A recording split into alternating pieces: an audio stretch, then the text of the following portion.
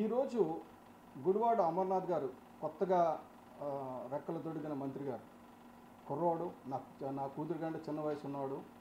ఆయనకి ఒక మంత్రి పదవి వచ్చిందని సంతోషించాం.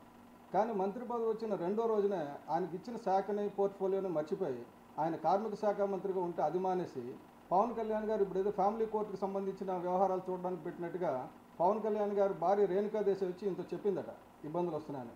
ఆవిడ కొడుకు అఖిరానందన్ గారు పవన్ కళ్యాణ్ గారి దగ్గర ట్రైనింగ్ తీసుకొని సినిమాలు వేస్తున్నారు. నీకు తెలియదేమో ఇంకా.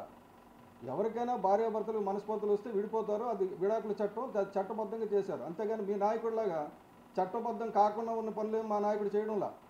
ఒకటి. రెండోది ఏమంటే చంద్రబాబు నాయుడికి అంటగడుతున్నారు. చంద్రబాబు నాయుడు నుంచి వచ్చింది నువ్వు, మీ అమ్మానయ్య నాగమణి గారు. మీరు ఎక్కడి నుంచి వచ్చారు? కాంగ్రెస్ తర్వాత ఎక్కడికి వెళ్ళారు మీరు? అర్ధరాత్రి 1 గంటకి వెళ్ళి ఎవరింటికి వెళ్ళి టికెట్ తీసుకున్నారు? మర్చిపోయారండి. అవన్నీ తీసుకొని అక్కడ చేసి అక్కడ అయిన తర్వాత మళ్ళీ వైసీపీకి వచ్చి ఇప్పుడు మళ్ళీ మాట్లాడుతున్నారు. మాకు చంద్రబాబు నాయుడుకి ఎప్పుడో తగ్గదంపులు అయిపోయినాయి. అది అయిపోయింది. మార్చి 14, 2018లోనే చాలా క్లియర్గా తండ్రి కొడుకులను గట్టిగా తిట్టి పైకి వచ్చారు పవన్ కళ్యాణ్ గారు. మాట మాటికి చేయపక్కర్లా.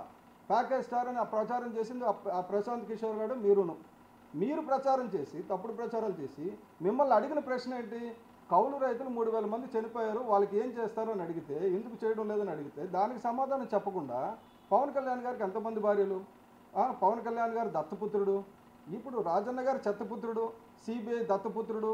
ఇప్పుడు ఎలాగైతే నిన్ను కూడా ఇప్పుడు మాట్లాడాల్సి వస్తుంది గుడివాడ గురునాథరావు చెత్తపుత్రుడు అని. ఎందుకంటే నువ్వు పుత్రుడు అయితే అలా మాట్లాడు. అసలు ఎక్కడ పుట్టావో, ఎవరు పుట్టావో, ఎలా పుట్టావో నాకేమో అనుమానం వస్తుంది ఇప్పుడు. ఎందుకంటే అంత పర్టికులర్గా పవన్ కళ్యాణ్ గారిని తిట్టడానికి నీకేం అథారిటీ ఉంది?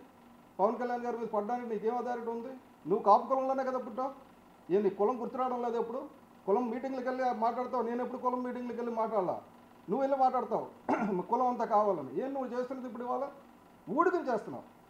అంటే కుక్క కంట విశ్వాసంగా, కాపులా కుక్కల కంట విశ్వాసంగా. ఇదివరకు గతంలో 24 మంది కాపులు ఎమ్మెల్యేలు అయినప్పుడు రాజశేఖర రెడ్డి గారు చిన్న మీటింగ్లో నేను పెట్టి పిలిస్తే రాజశేఖర రెడ్డి గారు కూడా వచ్చారు గ్రీన్ పార్క్ హోటల్కి. ఎమ్మెల్యేలు అందరూ వచ్చారు. అప్పుడు ఒక కాపు పెద్ద ఒక మాట అంటే, మీ ఎమ్మెల్యేలో పెద్ద ఇప్పుడు లేరు అనుకోండి, యాక్టివ్గా లేరు, కానీ ఆయన ఒక మాట అన్నారు. మేమంతా కూడా హనుమంతుడి జాతికి చెందిన వాళ్ళు అండి. ఎవడి గురించో మా తోక కాల్చుకుంటాం, యుద్ధాలు చేస్తాం, అన్నీ చేస్తాం, తీసుకొచ్చి రాజ్యం తీసుకొచ్చి ఆయనకి అప్పచెప్పి కిందన కాలు దగ్గర కూర్చుంటాం. అలాగే మీకు ఊడికం చేయడం అలవాటు అయిపోయింది. ఆ రెడ్డి గారికి అంత ఊడికం చేయక్కర్లా. మీకు మంత్రి పదవి ఇచ్చినంత మాత్రాన్ని చెప్పండి, మీకు 4 రెడ్లతో తిట్టించండి. ఎందుకు నువ్వు కాపాడవి? నువ్వెందుకు తిట్టాలి పవన్ కళ్యాణ్ ఈరోజు? ఆయన నీకు తిట్టడానికి నీకు ఏ అథారిటీ ఉంది? ఆయన భార్య తరపున మాట్లాడడానికి ఆ భార్య మాట్లాడాలా, లేకపోతే వాళ్ళ తల్లి మాట్లాడాలా, తండ్రి మాట్లాడాలా? నువ్వెవడో మాట్లాడడానికి? నీకున్న అథారిటీ ఏంటి? నువ్వు తెలుగుదేశం పంపించిన మీకు తెలుగుదేశం పంపించిన కుట్ర చేసి పంపించిన ఇదివరకు దేవేంద్ర గౌడ్ని పంపించినట్టు మిమ్మల్ని పంపించి ఉండొచ్చు. ఇవాళ మీరు ఆ కుట్ర పని చేస్తుండి ఉండొచ్చు. జగన్మోహన్ రెడ్డి గారు చెట్టపైరు తెచ్చే పని మీరే చేస్తున్నారేమో. ఇప్పుడు అక్కడ మీకు ఇచ్చిన శాఖ ఏంటి, మీరు చేస్తున్న పని ఏంటి? నువ్వు 13,500 ఇస్తారని వాళ్ళు ప్రెస్ మీట్లో చెప్తావా? 13,500 మీ ప్రభుత్వం ఇస్తుందా రైతుకి? 6,000 రూపాయలు మోడీ గారు ఇచ్చిందని జోబులో పెట్టుకున్నావు నువ్వు, మీ బాసును. ఏంటి మీరు మాట్లాడుతున్నది? నాకు అర్థం కాల. తండ్రిని చంపాడు అని చెప్పి ఒక మంత్రి బొత్స సత్యబాబు 2012లో జూన్ 1వ తారీఖుని తండ్రిని చంపింది జగన్మోహన్ రెడ్డి అని చెప్పి ఓపెన్గా చెప్తే ఆయన తీసుకొచ్చి మంత్రివర్గంలో పెట్టుకున్నావు. ఏమో నువ్వే చంపావేమో తండ్రిని. రాజశేఖర రెడ్డిని మీ బాసే చంపాడేమో, అందుకే పెట్టాడేమో. వివేకానంద రెడ్డి హత్య గురించి కూడా ఎవరెవరో చేశారన్నారు. ఆఖరికేమో గొడ్డలతో నరికితే లేదు గుండుపోటు అన్నారు. ఏమో ఆ హత్య రాజకీయాలు మీకు తెలుసు, అక్కడి నుంచి వచ్చిన వాళ్ళకి. మాకేం తెలుస్తుంది?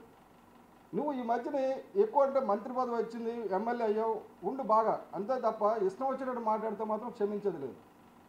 నిన్ను అసలు క్షమించేది లేదు. ఎందుకంటే నువ్వు మీ అమ్మ ఇద్దరు తెలుగుదేశం నుంచి వచ్చారు. మాకు తెలుగుదేశంతో సంబంధం లేదు. పైనుంచి మద్దతు ఇచ్చాం, అక్కడి నుంచి వదిలేసాం. ఏమైనా తెలుగుదేశంతో సంబంధాలు బంధాలు ఉంటే మీకుంటాయి.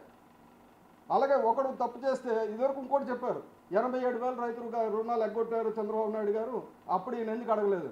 కరెక్టే, అడగాల్సింది. అప్పుడు ప్రతిపక్షంలో ఉండి మీ ముఖ్యమంత్రి ఏం చేస్తున్నాడు? ఇప్పుడున్న ముఖ్యమంత్రి అప్పుడు ప్రతిపక్షంలో ఉన్నారు కదా, గాడిదలు కాస్తున్నాడా? ఆయన ఎందుకు అడగలేదు? అలాగే సిపిఎస్ వారం రోజుల్లో రద్దు చేస్తానన్న మీ ముఖ్యమంత్రి గురించి ఎందుకు మాట్లాడను? ఇవాళ ప్రెస్ మీట్లో మాట్లాడాలి కదా. ఉద్యోగస్తులందరూ తిరగబడుతున్నారు. ఏమంటే బాగోదు, మనం వారం రోజుల్లో రద్దు చేస్తానన్న 3 సంవత్సరాలు అయిపోయింది, చాలా తిడుతున్నారని చెప్పాలి నువ్వు వెళ్ళి మీ ముఖ్యమంత్రికి. నీకు మీ ముఖ్యమంత్రికి నూకలు చెల్లాయి. ఇక మీద రాజకీయాల్లో మీరు ఉండడానికి లేదు. భయపడుతున్నారు, అందుగురించి వ్యక్తిగత దాడులు దిగుతున్నారు. రాకపోతే డైరెక్ట్గా కౌలు రైతుల గురించి మాట్లాడేవారు. కౌలు రైతుల గురించి మాట్లాడి ధైర్యం లేక, దమ్ము లేక ఇలా వ్యక్తిగత దోషాలకు వస్తున్నారు, దిగజారుడు రాజకీయాలు చేస్తున్నారు. చాలా ప్రమాదంలో పడతారు మీరు. ఎందుకంటే మీరు ఇంట్లోంచి కదిలే పరిస్థితి రాదు. నువ్వు మంత్రి అయినా సరే, ఎంతమంది పోలీసులు ఉన్నా సరే, చెప్తున్నా ఇవాళ విత్డ్రా చేసుకోవాలంటే చెత్త మాటలు మాట్లాడక ముందు. ఇంకోటి చెప్పాలంటే